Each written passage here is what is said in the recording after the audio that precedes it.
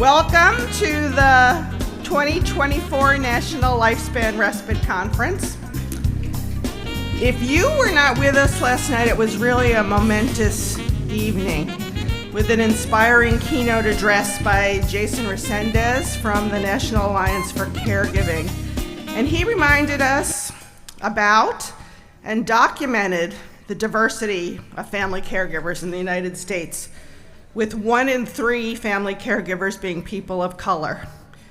He also talked about the diversity of caregiving experiences that necessitate family and person-centered approaches to provide more equitable access to respite and other supports. And then he invited us all to join the Act on Raise campaign that they're spearheading with over 100 national and state and local organization campaign partners to help drive action on and strengthen the national strategy to support family caregivers. If you weren't here with us last night and you're not familiar with the national strategy, you're going to learn what it is, what it's about, how it came to be, and how it provides the framework for advancing services and supports for the nation's family caregivers. Last night at the opening plenary, I outlined the significant steps the federal government has taken so far since the national strategy was introduced. And the rest of the conference, we're now going to build on these important steps to help us lead the effort at the state and community levels to implement respite actions that meet the goals of the national strategy. The Lifespan Respite Track will highlight the incredible and innovative work of the state Lifespan Respite Care Program grantees to build statewide coordinated systems of respite care that serve caregivers of children and adults, that teach us how to engage with state legislators for meaningful policy changes, that employ useful strategies for providing volunteer respite, that ensure diversity and inclusion in respite services, that grow the workforce, and that demonstrate innovation and new partnerships with employers and others. There are going to be lots of sessions on how to tell your caregiver story, and that's going to become increasingly important as we work to educate the public and policymakers about the national strategy. We're going to learn how to use research and evaluation to support the need for respite, on how to support sibling caregivers, working caregivers, young caregivers, diverse caregivers, LGBTQ plus caregivers. Respite innovation is going to be at the peak of all of this, and it'll be thoroughly explored with sessions on ARCH's innovative and exemplary respite services, on the Exhale Project, funded by the Health Foundation for Western and Central New York, and respite innovation through a major statewide initiative in Massachusetts, and many other very innovative models. ARCH, and I think I forgot to introduce myself. For those of you who don't know me, I'm Jill Kagan. I'm director of the ARCH National Respite Network.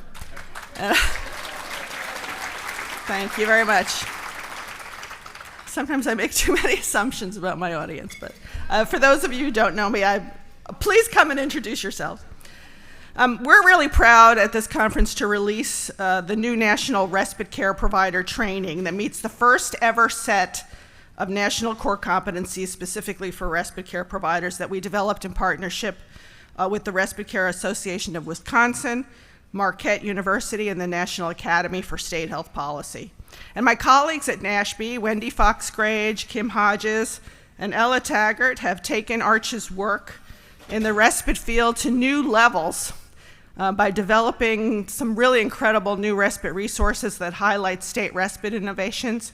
And they're going to be sharing that at the conference this week as well. So if you have a chance, you might want to visit with that session. They're also here in the exhibit hall giving out all these wonderful studies they've done on respite innovation, Medicaid respite, and a whole slew of other incredible resources that you can take back to your communities to use.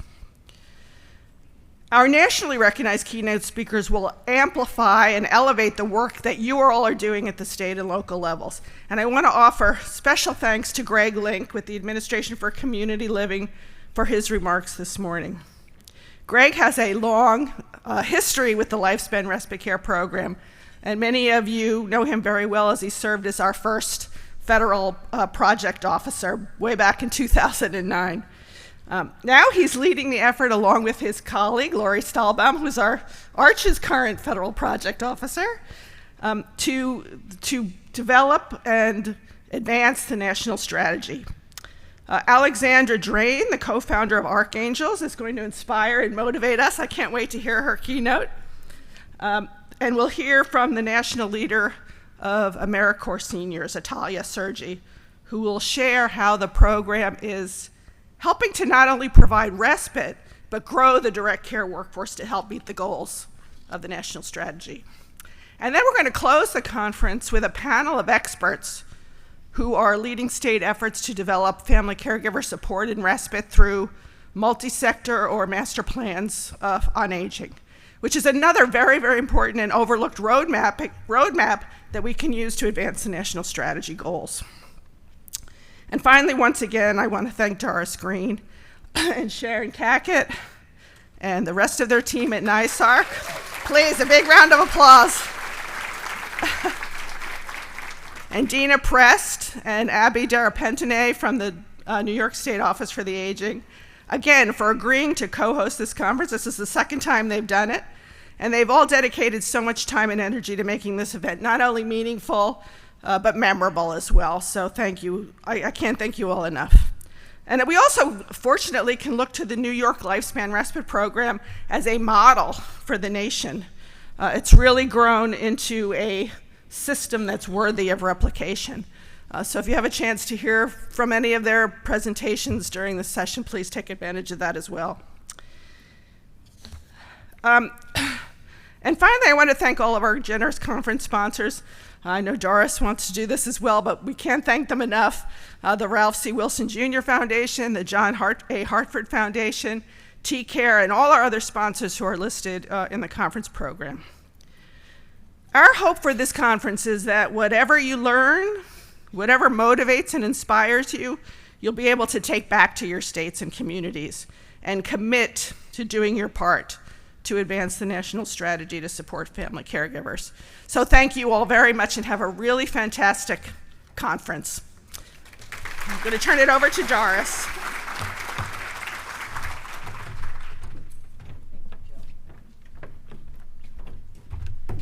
Good morning, everyone. I love that. This room is so packed full of great energy, so I'm so glad you're all here. And so before we start building on all that learning that Jill talked about, I'm going to do a few conference logistics. So for those of you going on the riverboat cruise tonight, we have a trolley that's going back and forth from the boat to the hotel. So the first trolley will leave at 5:30, the second trolley will leave at 5:50, and the third trolley will leave at 6:10. If you get to the boat before it goes off, we're providing one complimentary drink, and then there's a cash bar on the boat, so there's room and time to enjoy yourselves there. So, but please be in the lobby by around 5:25. We know we have some air conditioning issues, and so I'm going to say this once again because I know all of you weren't here yesterday. If you're having a problem with the air conditioning in your room, would you please let us know? We can help. We can get to the right people. So there's an office. I call it the war room. It's to the left of the registration desk. Just stop in, let us know your room number, and we'll get somebody on it. Okay? Everybody agree to that? Okay. Also an air conditioning issue, Kelsey's is a room on the lobby level which has breakouts listed, but for your comfort and convenience, we are relocating those breakouts to the level below us. It's the A level to the Hudson Ballroom. It's very cool in there, so you might want to just do that. As Jill said, thank you to all our sponsors, Ralph C. Wilson, the John A. Hartford Foundation, but I want to highlight the 20 vendors in the back of the room. They've all taken the time and effort to be here. Please stop by and visit them. There are a ton of resources back there. And so with that, I think that's everything on my list. Have a great day. Thanks.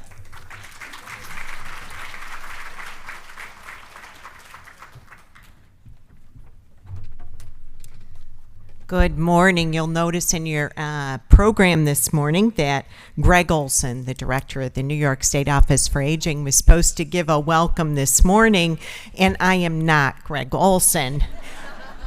Greg unfortunately couldn't be here, but I am Anne Marie Cook.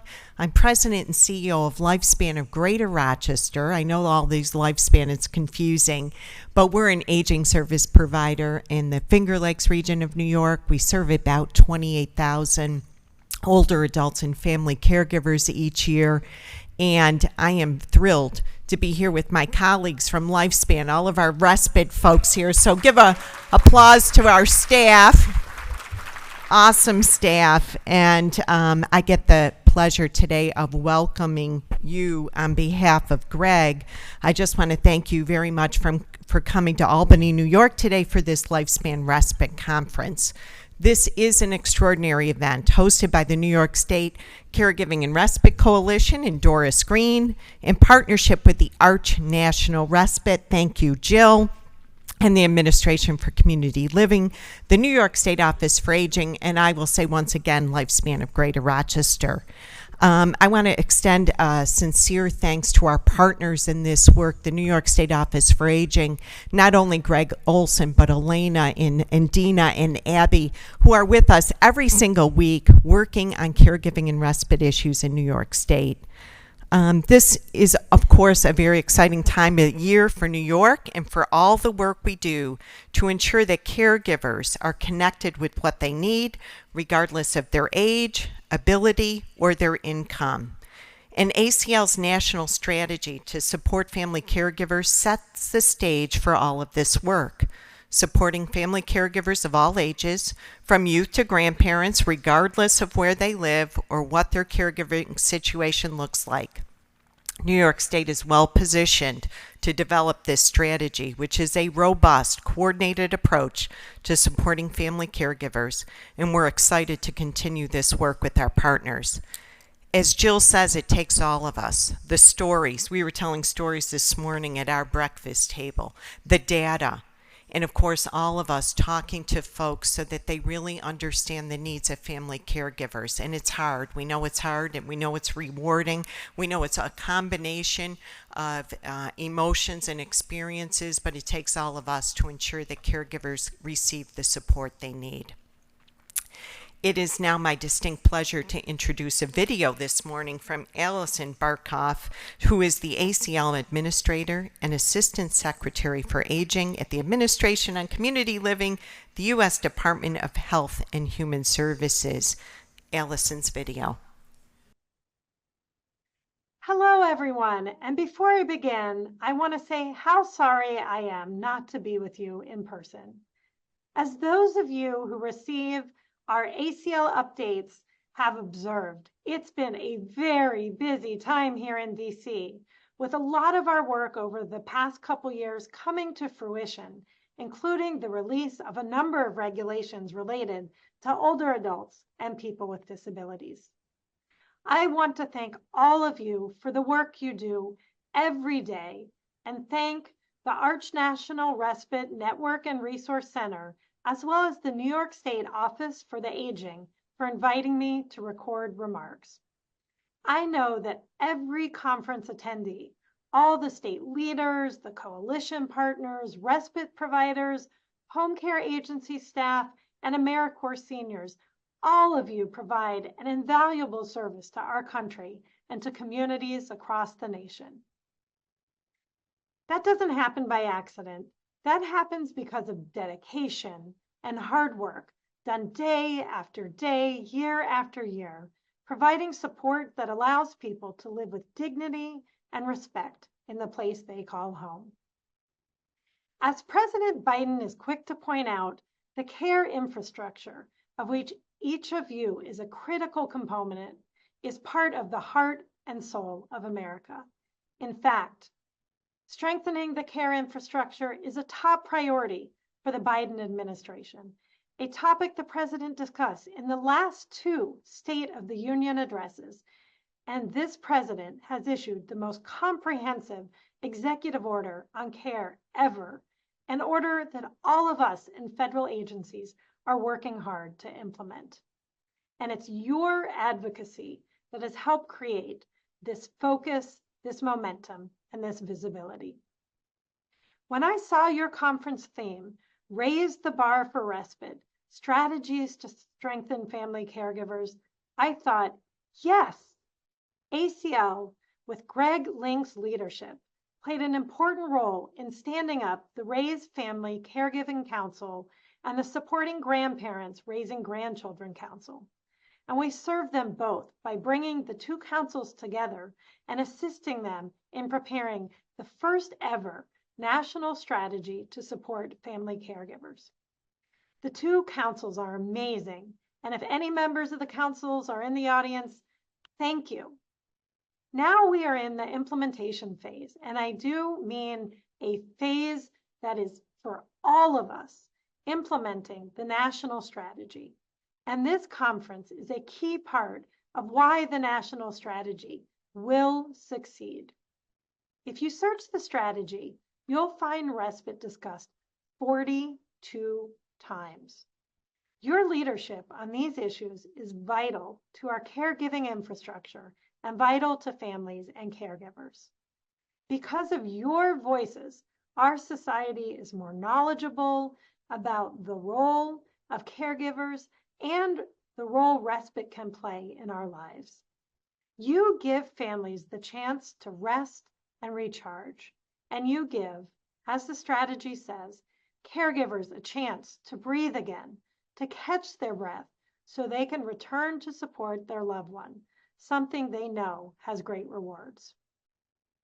Our work is far from done. We know our efforts are underfunded and that we have a long way to go to fully achieve our goals of a respite system that supports an adequately staffed workforce and one that has all the training and support they desire. But if we keep leaning into our goals, we will get there over time. We need to keep being ambassadors for respite, because once people understand respite, I'm convinced that they will support and better fund respite services. I have known no greater advocates for respite than the ACL team, led by Greg Link and other members, Lori Staubaum and Emily Anozier. They work so closely with the grantees and partners in the Lifespan Respite Care Program. They help everyone understand the crucial work that results from the Lifespan Respite Care Program and how amazing the work done by volunteers and paid respite providers can be in helping families thrive. So I'll end my remarks in a moment so you can hear directly from Greg. But before I do, I want to thank you all for keeping a focus on equity. It is so critical that we support caregivers in every part of American society, whether they live in rural areas or face barriers because they're also a person with a disability, come from a community of color, are LGBTQ, or don't speak English as a first language. Thank you for making sure every respite program is accessible and welcoming to all people who need support. I'll close by saying that ACL is committed to working with you to support America's caregivers, and I can tell you personally that we have a president who believes in our work.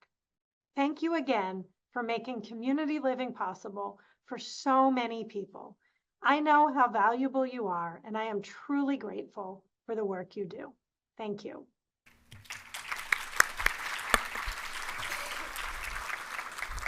Jill Kagan, I was thinking of you during that video because you've come a long way from the lone voice to now all of a sudden having the highest levels of ACL talk about respite and caregiving. So it's got to make you proud.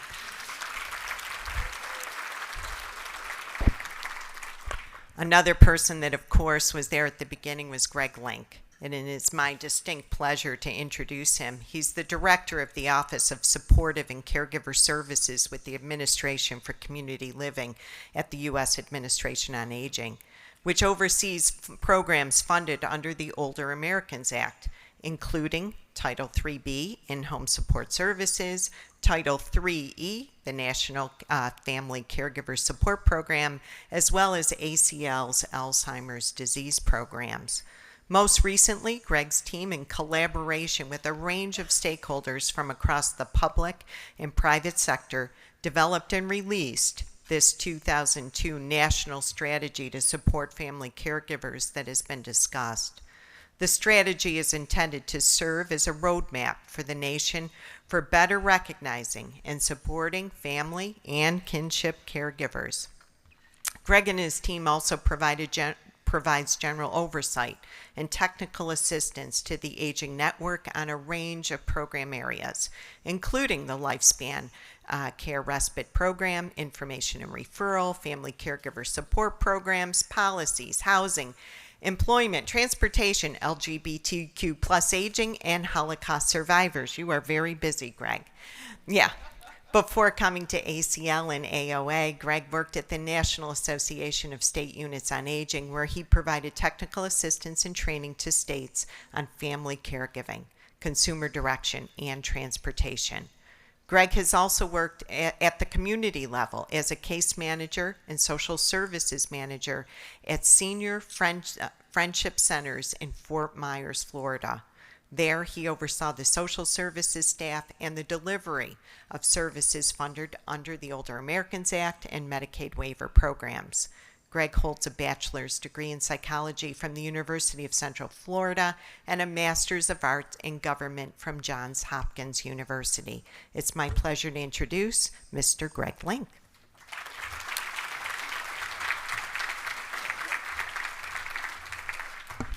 Well, thank you so much for that warm introduction. And as I look out over this room, I remember back, Jill, to the first respite conference I went to in Burbank, California.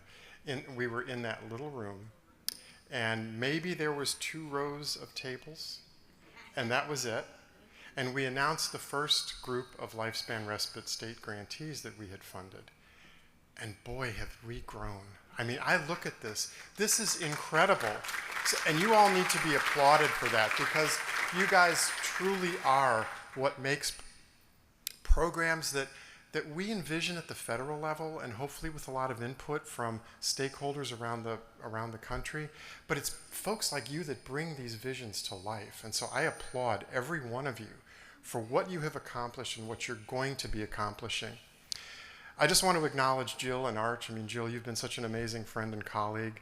I also want to thank the New York State Caregiving and Respite Coalition and NYSOFA for convening this conference. As I looked through the program, it's full of so much rich detail and so much rich content. And all of these incredible workshops are testament to how far we are moving the field, not only in family caregiver support, but also in respite as one of those fundamental core supports for family caregivers. I know Alison really regrets that she couldn't be here today to speak with you personally. As you can tell, I think her leadership and drive is contagious. And having worked with her, for her for the past 3 years, I can tell you she is as engaged as she says she is in that video. Very much wants to see all of our programs succeed. And Alison and all of ACL leadership have done so much to ensure that the work you are doing to improve the lives of family caregivers, to strengthen programs, is known at the highest levels of the department and at the White House. I can tell you that over the years, the work that we've done on the national strategy has attracted the attention of the White House Domestic Policy Council, the HHS Secretary's Office, and they regularly want to engage to understand where we are and what we're doing, and that's pretty exciting. In the 17 years that I've been at ACL, our family caregiving work, I don't believe, has ever had such strong support. And a lot of that, I think, is because we can talk about the great successes that we see out in the field, in the states, and in the communities with the programs that we fund you all to work on. So I've been asked to spend my time with you this morning to talk about how everyone in this room can marshal the resources at your disposal to lead advancements in respite services. And that really takes leadership. But before I do that, I want to take a few moments, 4 minutes or so, to share a video with you all that I think frames so well why each of us is here and why each of us is so passionate about doing what we do. Some of you have seen this video before. I hope you have. I think it bears watching occasionally. Every now and then, if I feel like I'm a little wondering, well, what's going on, or is this really, are we on the right path? I watch this video and I hear these voices, and I'm reminded, yes, we are. So for those of you who haven't seen it, I'm going to be eager to hear your thoughts after we play that video. So can we turn it to the Faces of Caregiving video, please?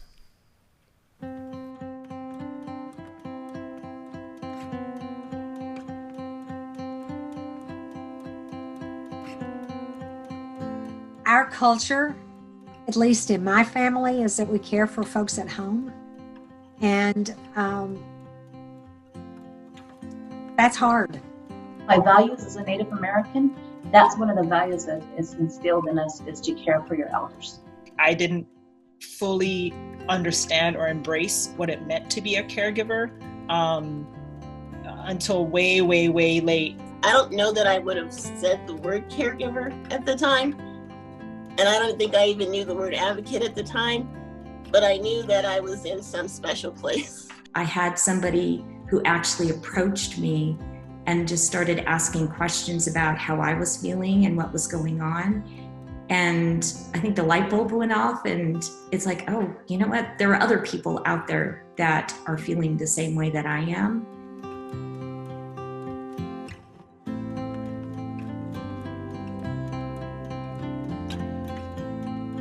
Kimmy came home from the hospital, and for them, it's, oh, it's done.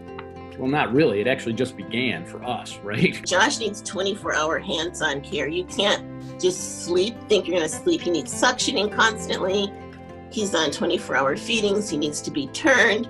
He's on an oximeter 24 hours. I mean, it's not like you can just say it's time to go to bed. It's not like that at all. That's the big challenge for me as the caregiver. Is I've got someone who's got some very, very serious cancer, who I believe requires 24-hour care. The services and supports that I was trying to desperately to put in place for her, as soon as I would get a level of service in place for her, she would, her needs would exceed that level of service. So it felt a bit like being on a hamster wheel.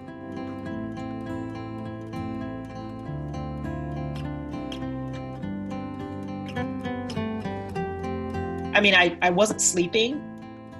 I wasn't going to the doctor for myself, surely not. I wasn't taking time for any breaks to restore myself. I'm physically tired. Sometimes I get overwhelmed. Probably about 3 months ago, I started to get sick. I had my first anxiety attack, so that was new for me, and that was something I've never experienced before. We never took a vacation for the 25 years. Because we never thought it was going to be 25 years, right? I've struggled with my own mental health, and seeing how my grandpa is kind of puts more weight on me sometimes. And, I try to talk about it, and it could be hard sometimes. And I think it's not just me. I know it's not just me. There's lots of other people who are going through that issue.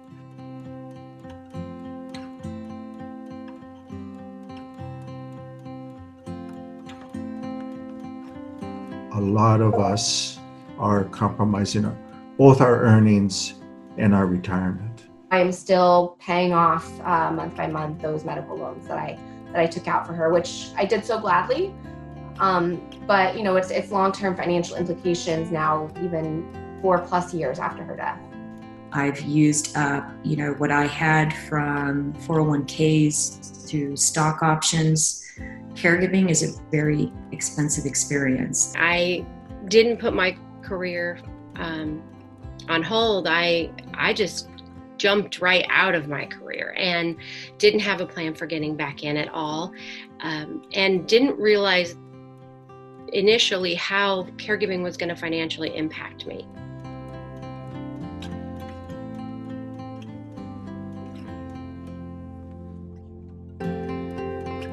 There's more to us than the one story.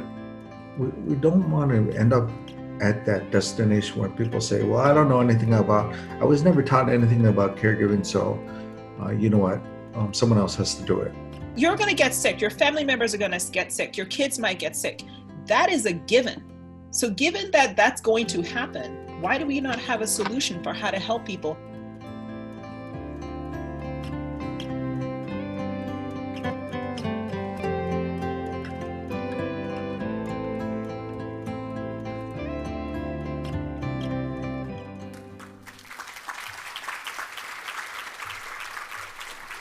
Thank you.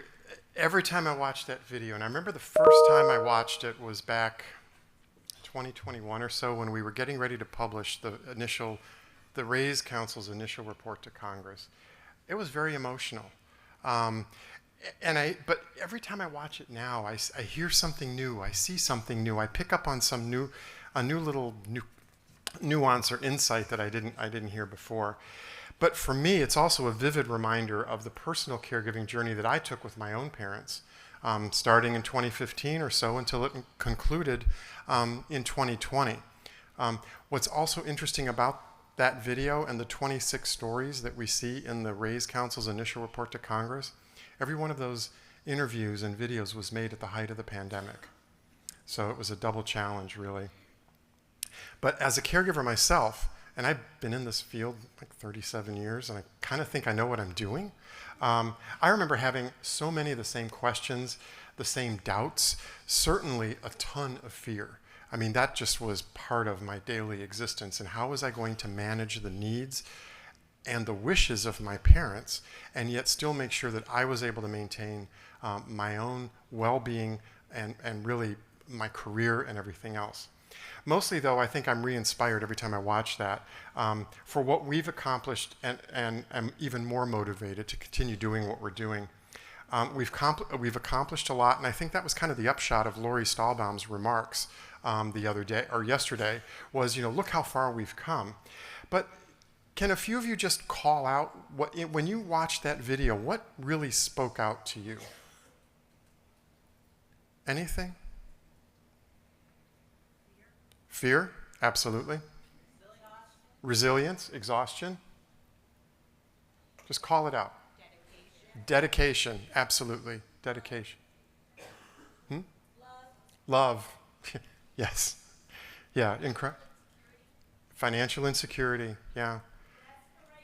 Desperation. Sacrifice. Yeah, so we're hearing a nice even mix of some positives, but also some real negatives that can really produce a fear factor in it. When we started down the road of implementing the RAISE Act, starting in late 2018, early 2019 or so, right after Congress appropriated a little bit of funding for us to begin to do the work, the Family Caregiving Advisory Council was first convened in August of 2019 and began giving thought to what their initial report to Congress was going to look like. Not the strategy, but this preceding initial report to Congress. And the one thing that they wanted to make sure of was that that report did not become like every other government report.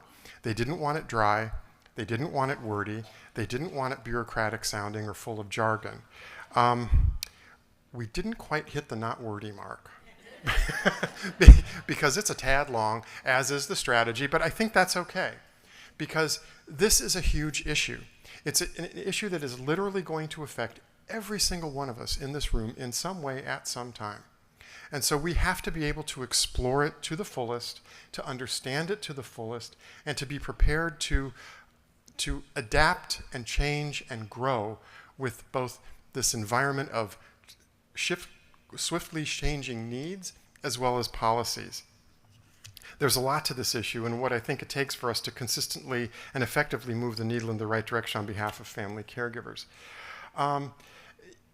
And I think part of the reason why the initial report to Congress is not dry is because, in large part, is due to these videos. There's 26 of them peppered throughout throughout the initial report to Congress, and each one of them, in some way, gives voice to and brings life to one of the 26 recommendations that the Family Caregiving Advisory Council put forward that ultimately became the basis of the national strategy that came out a year later. I have to stop here and say how grateful, tremendously grateful ACL is to the John A. Hartford Foundation for funding, for their support, and for their leadership in recognizing that in order for ACL to do this with a very limited shoestring budget from Congress, they stepped up, and with funding to the National Academy for State Health Policy, they have supported our work at every step of the way. And it was through NASHP's work and their subcontract with our friends at the National Alliance for Caregiving who actually produced those videos. They reached out to these caregivers, and so I'm forever grateful to NAC for really giving us this real-time voice that we can look back on and rely on. You know, having that support from the John A. Hartford Foundation, from NASHP, from NAC, and so many others, as well as from our colleagues across the federal government, has gotten us to where we are today, and we still have a lot further to go. If anything, I think the video accomplishes a couple of critical things for us. I hear it as a clear call for leadership, and that's what I'm going to talk to you about today. It's a call for fundamental change in how we have viewed family caregivers up until now.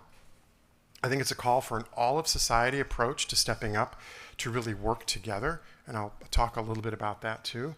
It's a call to each and every one of us in this room to give everything that we have, and most of all, I think it's a call for leadership at every level.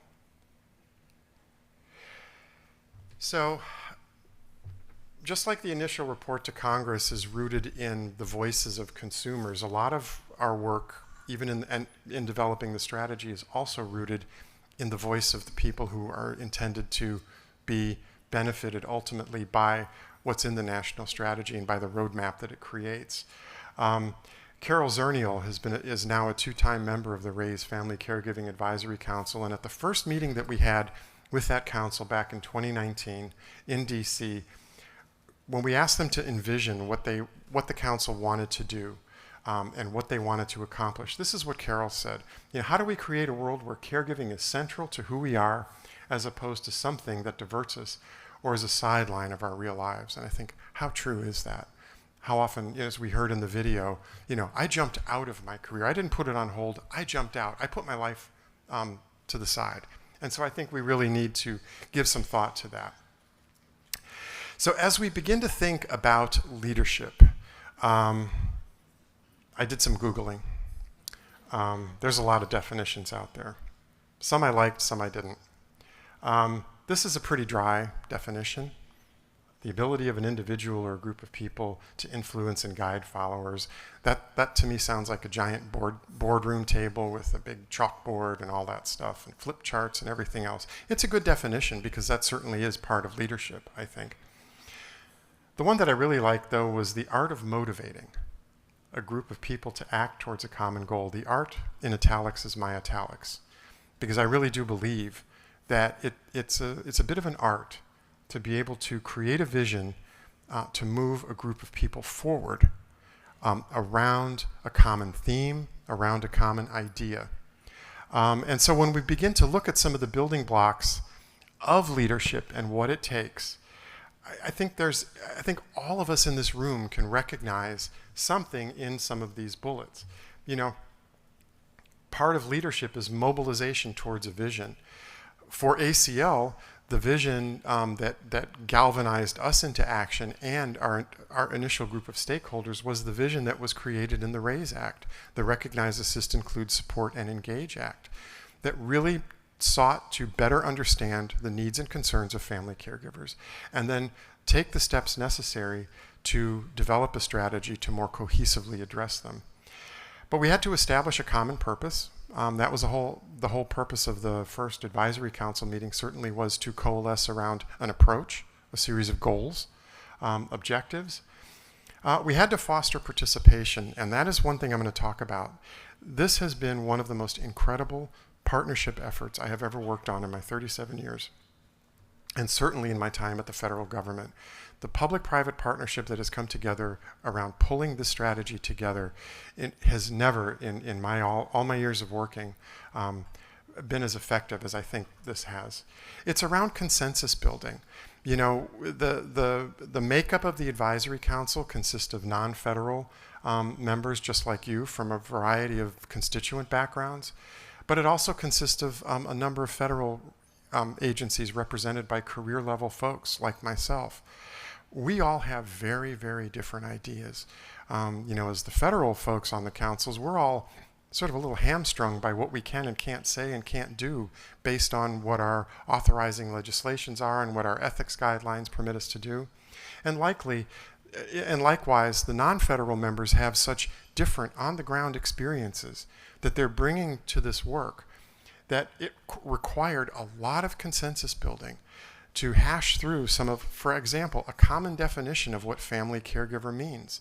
There's many different definitions out there statutorily of family caregivers. One of the first things the RAISE Council did was adopt a definition of family caregivers, and they came to consensus around, I think, the broadest possible definition that you could have. It's anyone from youth to the oldest person in the room is a family caregiver, and they do a wide range of tasks from the very simple to the very complex. That's a very, very loose paraphrasing of the definition that we have. Leadership also involves resource marshaling. One of the biggest challenges we had early on was when the RAISE Act was signed into law in January of 2018. It had no appropriations for implementation, nothing. And yet the mandate is quite broad. We had to convene a council which involved traveling people in, paying them a stipend. And you can't just pull money from any other source of funding in the federal government and say, here you go. No, Congress has to say, you can only use this money for this purpose. So it took a while, but we got it, thanks to the work of the advocates. But again, I bring in the John A. Hartford Foundation early on, recognized the challenges that we were having. And so Ronnie Snyder, are you in the room here? There you are. You called. You said, what can we do to help? And I said, oh boy, so thank you. Thank you. And it was, this amazing collaboration began where we were able to form this partnership, this truly public-private partnership, to develop the RAISE Resource and Dissemination Center that has been working with us side by side ever since. But leadership also involves, providing guidance and direction. And that's a lot of what the RAISE Resource and Dissemination Center is now focused on. We established that resource center, number one, to guide and advise the work of the advisory council members, but also once we began having products that were out there, recommendations to implement, and then finally the national strategy, there's technical assistance that's needed to really understand how do we begin to implement, what are the tools we need. And so the guidance, the direction, and the motivation are all part of that. I think expecting excellence is also another key part of leadership. We just have to shoot for the best. We can't say, yeah, this will do. I think we have to expect more, do more, and then continually work to make it better. And then finally, persistency and consistency. And let me tell you, how long have we been at this, Lori? About, 6 years now? Yeah, that's persistency and consistency. We've been at this, and it's been great, and we have a long, long ways to go before we really begin to see this. But I think for everybody in this room, as you begin to look at the strategy, break it down, how are we going to use it, persistency and consistency, you guys may have the motivation around the table in your room, but as you begin to pull in other partners and coalitions in your area, it's going to take that persistency to keep hammering that drumbeat to make sure that the message is consistent and understood. So try not to forget about that. So I want to go into a little bit of the nuts and bolts of the national strategy, how it came together, what it looks like. How many of you have at least looked at some piece of it? Hands? Okay, that's pretty good. Yeah, by the end of tomorrow, I'd like to see 100% of the hands up. Okay? No, I'm just kidding. There's a lot to it. I don't make any bones about that. Here's another quote from a request for information that ACL fielded in the Federal Register very early in our work in 2019. I'd like to offer for any decision maker to spend a day with me and my family and see what it truly takes to care for someone with significant impact of a disability. I think only then can we move forward with an actual picture of what we are up against, we meaning the family caregivers. And so I think it's a real call for us to engage with our leaders, our community leaders, our state leaders, leadership at every level, to really begin to let them know. And fortunately, well, fortunately, this is an issue that resonates with many, many people. Of all the things I've worked on in the federal government, this is by far one of those issues that truly has a bipartisan, cross-the-aisle understanding, because everybody can relate to this at some point in their lives. I point out the request for information because one of the key components to the work that we did was public engagement at every step. And for those of you who have an understanding of how the federal government works or is a little slow at working, and that is with public engagement. We can't, ACL can't just, develop a 20-question survey and send it out and say, hey, tell us what you think. Can't do that. It's too much of a burden. And so we would have to go through a months long process of getting that survey instrument cleared, proving to the Office of Management and Budget that it's not a cost burden to the people we're asking to do it. But when you have an amazing public-private partnership with the Johnny Hartford Foundation, with NASHP, we were able to publish this little notice in the Federal Register that anybody could respond to. It was not a mandate. It was like 3 or 4 questions. Tell us your hair on fire issues with caregiving. What are some of the biggest policy opportunities you see? What are some of the big recommendations you have for improving the situation for family caregivers in this country? We fielded that RFI, one for the Raise Council and one for the Grandparent Council in 2019. It was out for 60 days. For the Raise Council alone, we got over 1,600 responses from across the country, 75% of which came from family caregivers. And that 75% number is huge because I'm not so sure that there are that many family caregivers that are out there combing through the Federal Register every time it comes out. At least I don't. So there was a lot of engagement from the stakeholder community, from advocates, to make sure that the family caregivers knew ACL wanted to hear from them. They wanted to know what was going on in their lives and what was important to them. And so, again, through our work with NASHP, they were able to take those 1,600 plus responses, and with their colleagues at the LTSS Leading Age Center at UMass Boston, analyzed all of those responses, and from that pulled out some of these high-level burning issues that were so important, and then fielded listening sessions across age and disability. We had listening sessions with people from Native American communities, all ethnicities. We had one listening session with caregiving youth to understand the particular concerns and needs that they had. We also held stakeholder listening sessions with a very, very wide variety of stakeholders across the age and disability community. And then we also, in the public meetings of the advisory councils, there's always an open chat feature in the Zoom. The only in-person meeting we ever held was in August of 2019, and then the pandemic hit, and then we just moved to virtual. And we're able to get a lot of really good information just off those public meetings. Our public engagement, along with NASHP, continued from 2020 to 21, where they did some very in-depth key stakeholder interviews and listening sessions with key informants, and more than 145 stakeholder organizations representing states, counties, employers. And this second half of the slide that's on the right actually helped inform how we were going to begin to develop the national strategy. Because we needed to know, of all of these recommendations that were in the initial report to Congress, what can state entities do to implement? What can counties do? What's the role for employers? Because we knew that this was going to be an all-of-society approach. And so we took a very deliberate, very, very inclusive approach to hearing from the world, basically, how to construct this strategy. So as I said, the strategy is not a tiny document.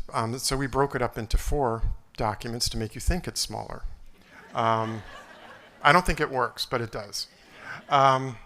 The first, and you guys will have access to these slides. I want you to have access to these slides.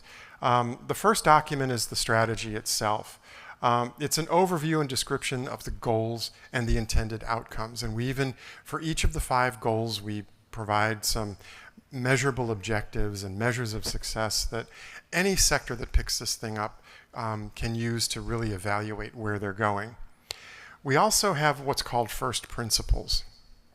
And I'll talk more about that in a second, but they're cross-cutting considerations that as the council was beginning to develop their recommendations and consider the actions that could be taken, there were 4 consistent themes that came up that had to be part of everything that we do on behalf of family caregivers. Then there's the federal actions. This was one of the coolest opportunities I've had in the federal government. We had 15 federal agencies engaged with us to look across their programs to say, within existing scope of authority, and that's one of the limits of the RAISE Act, when federal participation is called for, and for federal actions to be in the strategy, it has to be within current scope of existing authority, meaning that, an agency can't just go out there, on a spree and create some new program. We have to have the legislative authority, we have to have the appropriations to do, but there's plenty that we can do within our existing authorities to make advancements. In some cases, this involved, resurrecting initiatives that maybe had died on the vine in another administration, but really had a nice connection. Or it was tweaking an existing program, or it was looking at new funding opportunities that we knew were coming up, that we now had an opportunity to mold them or to shape them in a way that could help advance what's in the strategy. And I'll talk, we've got a lot coming out in the next few weeks about where we are with implementation of the federal actions in the strategy. And then there's a document there for actions for states, communities, and others. And for all of you in this room, this is where I think you can find your ideas for how to advance the strategy. As I'd mentioned, there are 4 cross-cutting themes or considerations, and the council was really, really particular about this. They felt that in order for us to be truly effective and truly responsive, that we had to be sure that everything we did for family caregivers and those they're supporting places those individuals at the center of everything, and works out from them, from their needs, from their unique perspectives. We also understood, the council did, that trauma can have a huge impact on family systems, whether children living in grandparent-led households, oftentimes those households are formed out of some considerable trauma, but also we know from some research that approximately 90% of all older adults have some history of trauma in their background. And when you begin to combine histories of trauma with dementia and other types of conditions, that past trauma has to be understood and recognized in order for services to even be seen as a possibility by both the care recipient and the caregiver. And so we recognize that trauma has to be at the forefront. Advancing racial equity and support for family caregivers in underserved communities. Caregiving is, just caregiving by itself is this incredibly diverse phenomenon, situation, experience. When you begin layering on racial and ethnic differences and cultural preferences, then we're talking exponential differences in how we have to respond to the needs of family caregivers. And so we really have to take a close look at that. And then finally, understanding the implications of the direct care workforce. Family caregivers are only one side of the care economy, and we have to look at both. Supporting family caregivers, but also ensuring that we have an adequately trained, compensated direct care workforce. Because if one side of that system fails, the other side will not be able to keep it up. And so that's what excites me so much about this respite training curriculum that's going to be released here today, because this is like one of the really concrete steps you all are taking to ensure that we can have a tool to make sure that we have appropriately well-trained respite care workers. But I think there's an opportunity as we develop this further to begin to expand it to other areas. So I say bravo. So this big strategy is a lot of things, but it's also not a lot of things. So the strategy is, as we envisioned it and as the council members envisioned it, they envisioned it really as a roadmap and a vision for change. It's a baseline for action and progress. And it's a framework for all caregiving situations and experiences. One of the earliest criticisms that I heard after the strategy came out was, well, you don't mention dementia caregivers, or you don't mention caregivers with cancer. Precisely. We talk about every single caregiver. And the idea is that every principle, every concept that's in this strategy is meant to speak to or to be used to improve the situation for any caregiver at any age. And so that was very intentional. And it's intended for use by many stakeholder groups, and I'll talk about that in a second. The strategy is also not a lot of things. It's not a timeline or a how-to document. It does not, in the federal actions, the agencies have put out milestones that, within 2 years or by 2025, we will strive to do this or that. That's as specific as we can be in the federal government. We're in a constant shift in a policy environment, but that's the only place where you're going to see timeframes. Everything else is not a timeline, and it's not a how-to document. We may provide examples in there, but we really rely on the technical assistance and support that NASHP is doing to really think about the how-to implement. It's not a list of requirements or musts. I don't think you'll see the word must in there anywhere. And it's not specific to any particular caregiving situation or topic. Kind of goes back to it's meant for all caregiving situations. The minute we started slicing and dicing, we would have left a good chunk of the caregiving population out of this. So we had to keep it broad. And it's not exhaustive of all the possibilities because, most importantly, we see this as the first strategy and not the last. And right now the council is getting ready, they're preparing their interim, an update report to Congress on where we are with the federal actions. They're going to immediately turn their attention to beginning to update the strategy to keep it relevant and current. And that'll be happening early in the next year. So the strategy assumes that an all-of-society approach is needed. It is, the federal government certainly has a big role to play, and we do. We don't shy away from that. And there's a lot in there that the federal government says it can do and will do. But we also envision this as a tool for states, tribes, community governments, community organizations, LTSS providers, child welfare agencies, particularly in those instances where there are kinship and grandfamilies at play, healthcare systems, business leaders and employers, communities of faith. I was at my table for breakfast, and it sounds like there's some really great faith-based efforts here to do volunteer respite. All of these sectors have a role to play. National, state, philanthropic organizations, academic institutions. Goal 5 of the strategy deals with research and the development of evidence-based interventions. That begins with research, and so there's a huge role to play for research and for the development of evidence-based approaches. And then it's a tool for caregivers themselves, for you, for me, for advocates, for care recipients. This is our strategy, and you're able to leverage it and use it the way you want to do. So after the strategy was released in September of 2022, we knew we had to put it out for public comment. Again, we published it in the Federal Register, and we said, tell us what you think. Where did we fall short? Where does it need to be? Where do we need to address more? And we heard. We got 1,600, so 600 unique individuals responded, and sometimes they responded more than once to different sections. So we have 1,000+ responses in that 2-month period to the public's reaction to the strategy. A majority of the comments that we received were around Goal 4, which addresses services and supports. Goal 3, which addresses services and supports, and Goal 4, which is the financial and workplace security for family caregivers. We were not surprised. And so the suggestions that they had for those 2 areas are really serving as a guide and a roadmap for this council to begin really thinking, well, where does the strategy need to go next? They also prioritize some priorities for future iterations of the strategy. Again, workforce is a huge deal. That was like the number one thing that the strategy needs to address moving forward. And so I suspect that as we begin updating the strategy, that's going to happen. The general need for additional services and support.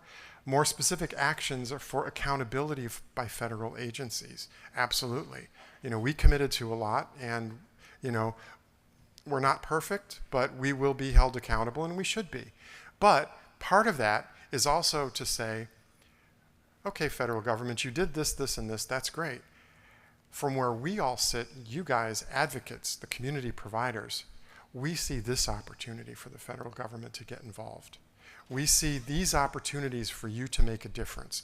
So it's going to be this give and take back and forth because,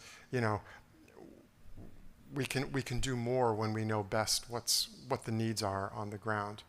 And then they wanted also more focus on the important role of states in implementing the strategy, and that's really exciting. And I think we're going to have some exciting stuff coming up here in the next few weeks about that. You'll get this PowerPoint, like I said.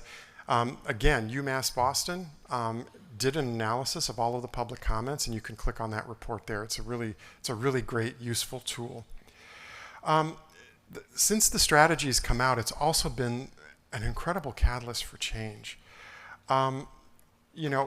Just releasing the strategy, and when the federal agencies began implementing, since we published those initial 350 or so federal actions, because of this, the federal agencies over time identified 40 new actions that, as the result of the strategy, they could say to their leadership and their agencies, well, we could do this now, we can do that now. One really good example, when the strategy came out, my office just launched late last year the National Caregiver Support Collaborative to support the Aging Services Caregiver Program Network in implementing what's in the strategy. That was not even on the radar for two reasons. One, we didn't have the strategy out yet and we didn't have appropriations, but then last year when Congress gave us a significant enough increase in our Title IIIe appropriation, we opted to use some of our discretionary authority that Congress put back in the Older Americans Act in the Caregiver program to take advantage of really spending some time implementing what's in the strategy and working with our National Family Caregiver Support Program grantees. But that wasn't in the original strategy because it wasn't even on the radar screen. And so there's about 40 different examples of that. We have updated Older Americans Act regulations that talk to the strategy and the importance of using it. The President's Care Executive Order that came out now just a little over a year ago is a direct mandate to the federal agencies to look at what's in the strategy and use it to improve how the federal government works. And then it's drawing international attention and focus. I mean, last October, Alison and I had the opportunity to travel up to Canada, where Canada is beginning the road of developing their own national strategy. And so it was really great to be able to meet with them, talk about the process that we used. I did a talk very similar to this, to the leadership in the room in Canada, and it's really exciting to see them beginning to move.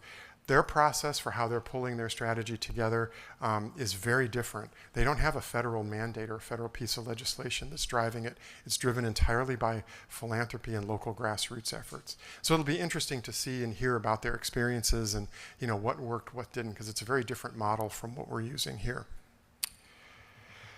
So the strategy is I think a good framework for leadership. From one of the caregiving listening sessions that we did early on, as we said, the respite's mentioned about 40 times in the strategy. But this person in the listening session said, I think we're even still struggling when just developing an awareness of respite care services and making sure that not only providers but caregivers are aware of it. And I think that's so true because respite it's sort of unique to each individual, and what I perceive as respite may not be perceived by respite by the caregiver next to me. And so I think it requires some really creative outreach, some really creative marketing and storytelling and communication, but we can do it. So I want to hear from you guys, all right? So as we think about using the strategy to raise the bar for respite, which was the title of my first slide, I'd like to hear, just call it out, or you can come to the microphone. What can you do or have you done to raise awareness about respite? Or what are you doing right now in your states or communities to address the direct care workforce? For the respite coalitions in the room, is there room for you all to take on a greater leadership roles in coordination across systems and programs? And are you connecting with managed care programs? Each one of these questions is a rephrased potential action that's in the national strategy that could pertain to respite. I just took the action out, reframed it as a question, because I wanted to try to share with you how the strategy can be used as this tool, that literally everything that's in there can apply to most programs and initiatives that support family caregivers. Any thoughts on any of these? I have another slide of questions too. No? Yes.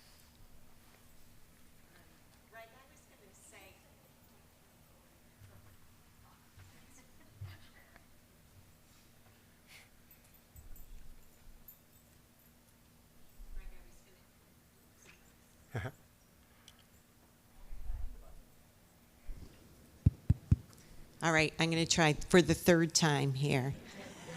I think we should use some of those stories in your video. I thought that those stories were powerful. But when I was talking to an elected official here in New York State the other day, and I was talking about respite, and his question back to me was, what's respite? So I think it's kind of like insider baseball. We all know what respite is, but we have to kind of figure out different language to talk about how to help the family caregiver and the individual who needs care. Right. No, I agree.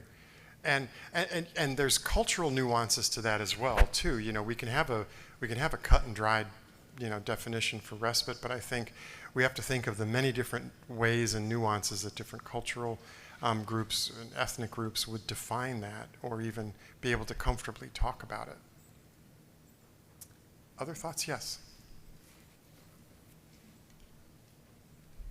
Hi, I'm Jen. I'm from the State of Connecticut Bureau of Aging, and I'm Title IIIE funded. All right. So some of the things that we've been trying to do is we are revamping our marketing materials. So we're moving away from even the respite language. We're basically saying, do you need help?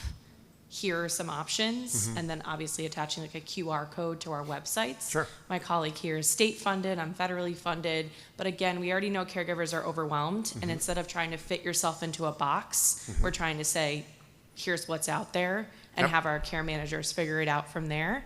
And then also for the connecting with the managed care programs to encourage them to cover respite, we are trying to be in alignment with the universal assessment for Medicaid funded programs, so that everyone that goes through that process can also be screened for our programs. And then it would be like, if this, finish up our programs and then go on to a Medicaid funded program for a seamless transition in care. So thank you. Thank you. Yes.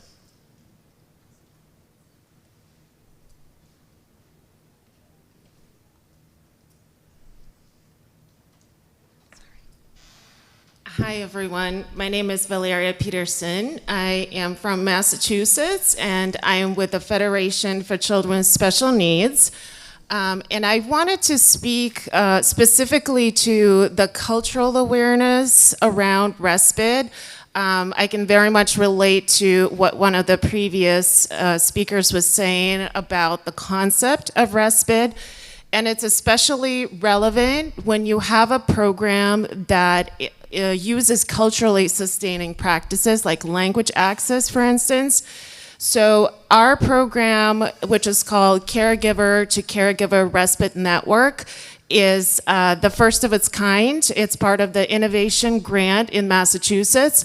And we have built it based on language access and culturally sustaining practices. So we support Spanish, Portuguese, Chinese, Korean, and Haitian Creole.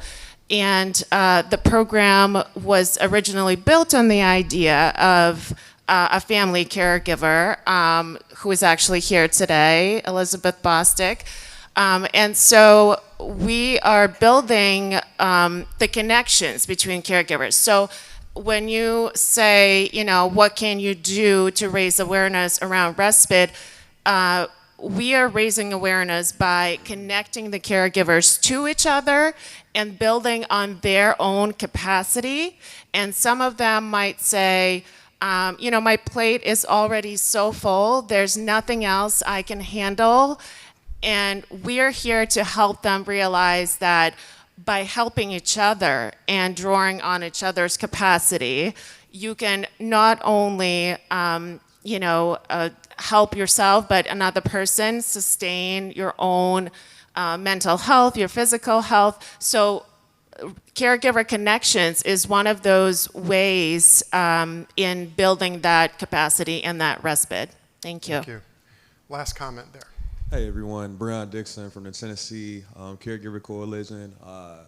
The way that we do the rise awareness in our organization, we go to communities that may not know about respite. We even changed our name to Tennessee Caregiver Coalition, not like just a month ago because respite was just a problem, that word, but also just going to communities like YMCAs, Dollar Generals, things like that, just being present where the caregiver actually is, and versus going to health fairs and things like that, meet your caregiver where they are. So that's just my feedback real quick. That's great. Yeah, we have to meet the caregivers where they are, and it's not necessarily going to be at the health fair or wherever. So creativity and outreach. Just a couple other things. And again, all of these questions are actually statements that I took out of the strategy and just turned them into questions. So they're all in there. But I did this as a way to get you thinking about the opportunities that are in the strategy for you guys in your work, in your coalitions, in your programs, to really begin to think, how do we pull it apart and really begin to use it? Communities of faith and collaborative opportunities in that regard. I think there's huge potential there. So I throw that out just as an opportunity to get you to think about how you can really begin to use the strategy. So we've got a lot of work, or a lot of support for your work and looking ahead as we do this. James Murtha was another member of our first RAISE Council, amazing young guy. We must change our paradigm and shift our outlook on what it means to thrive and how we value others. And I think that's so absolutely true. He had quite a few little wise sayings. One of them he had about the workforce. He says, if we think about, we hear about family caregivers are the backbone of the long-term services and support system. He says, well, the direct care workforce is the muscle tissue that holds it all together. And I just thought that was really profound. And it's proof that it's not an either or, it's a both and proposition when we're talking about supporting caregivers and strengthening the direct care workforce. So, resources for implementation. Again, I mentioned that the Johnny Hartford Foundation back in 2019 or so funded the National Academy for State Health Policy. They have worked very closely with Leading Age Center at UMass Boston, Community Catalyst, and the National Alliance for Caregiving. The first link is the RAISE Resource and Dissemination Center with a lot of really great information and resources that you can use to actually think about how you're going to operationalize the strategy in your own communities and programs. The second, supportcaregiving.org, is slightly new. And this grew out of the recognition that if we call this strategy an all-of-society approach, or that it's meant to speak to many sectors that don't necessarily have an understanding of what family caregiving is are going to need some tools and resources. So for example, employers, we all know the challenges that employed caregivers face. Oftentimes, employers don't understand the importance of supporting employees who are family caregivers. So NASHP approached the Society for Human Resource Management, had them take a look through the strategy.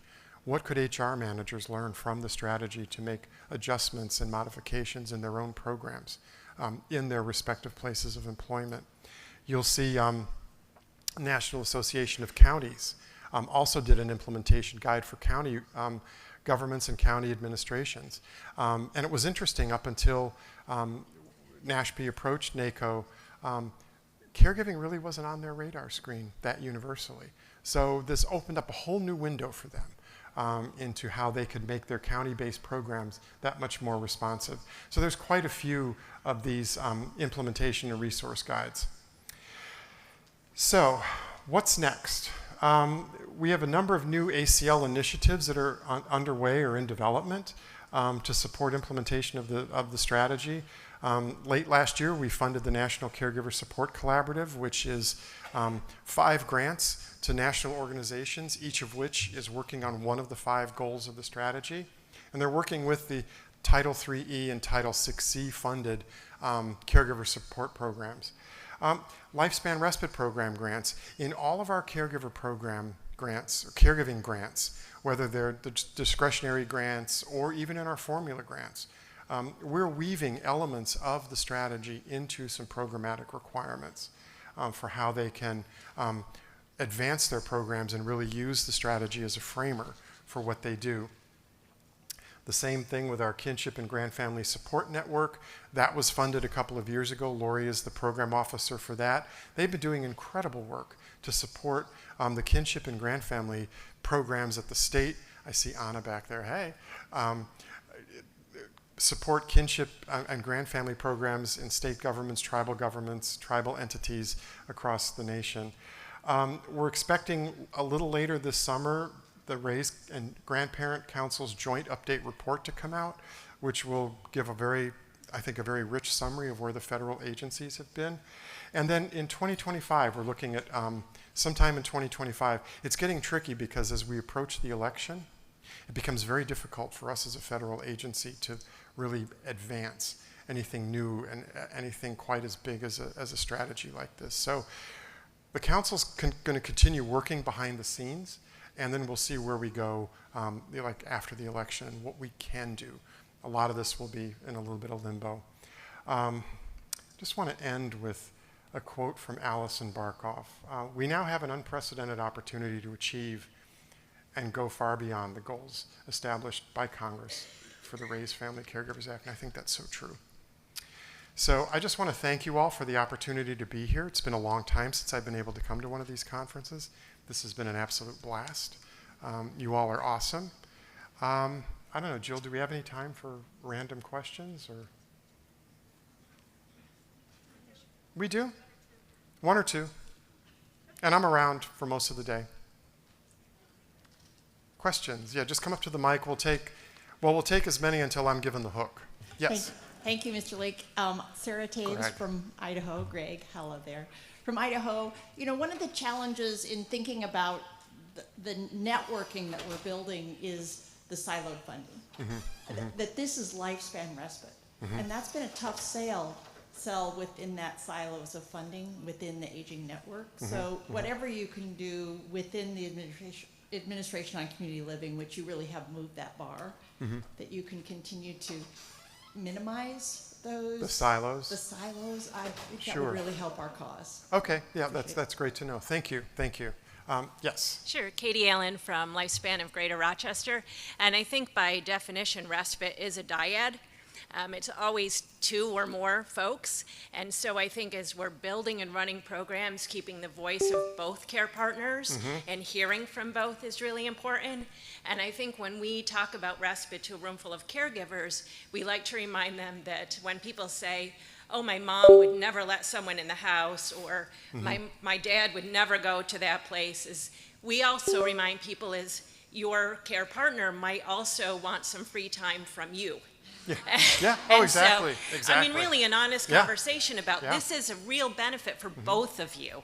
And I think as long as we keep having that message that this really is for both care partners, it's really powerful to move it forward. Agree, and that's one of, in the strategy, we actually talk quite a bit about that in Goal 2, that when you're talking about whatever you're doing on behalf of the family caregiver, you have to do it with recognition of the autonomy and the choice that the care recipient has. And that has to be respected at all times. Yeah. And it really is it's a delicate dance in many situations. And I think we've, over the past year, been really coming to use the terms free time instead of a break from. Sure. And I think it has a real positive connotation to it. It does, yeah. You're not escaping. Yeah, I get it. Yes. Hi, my name is Ashley Woodman. I'm from the University of Massachusetts Amherst. I've sat on a lot of NIDLR panels, and I'm just curious if Goal 5 is at any point going to kind of correspond to some specific RFPs around respite care research through NIDLR?